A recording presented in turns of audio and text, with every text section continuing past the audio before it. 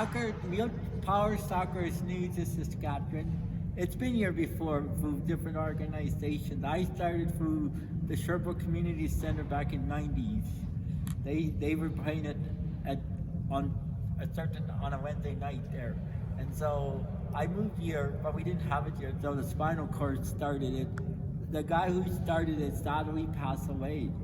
What was his name, Jennifer? Chris Pearson. Yeah, he started it with the Spinal Cord, but he sadly passed away.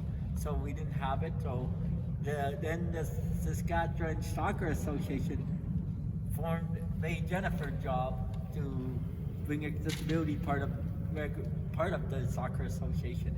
So now Jennifer is helping organize power soccer where people like me have a chance to have a sport. We never had a sport in Saskatchewan before to play.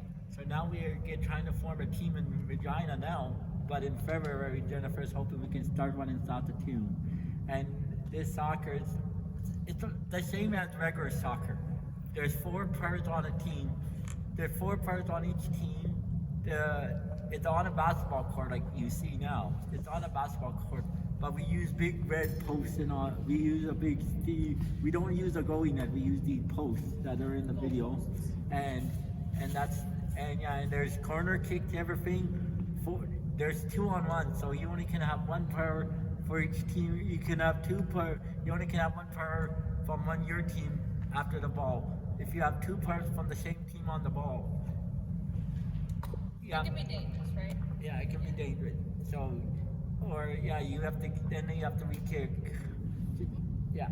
So it's like you have to re-kick then, because a 2-on-1 is when your team has the ball and 2 players from the other team is in there. You cannot be that close together, and that's how it's similar to regular soccer, but there's also corner kicks. Everything you see, instead of throwing, we hit it with our chair, and there's also penalty kicks. And you won't never see this, but we have to do speed tests before any game we play. Your speed test? Yeah, we have to do a speed test. You want to see it? Yeah. This is Jamie's speed test where he made me run. I'm not very fast. Break this up. I don't know. Come closer. This is Jamie's goal. Maybe you'll get that.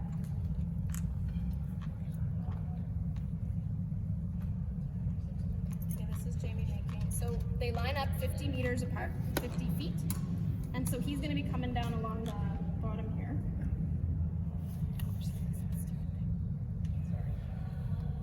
And he makes me. He goes flying by. Oh, that was terrible. Oh, she grabbed the wrong chunk. Oh no. And then you pretend you're awesome Yeah. and pretend that. So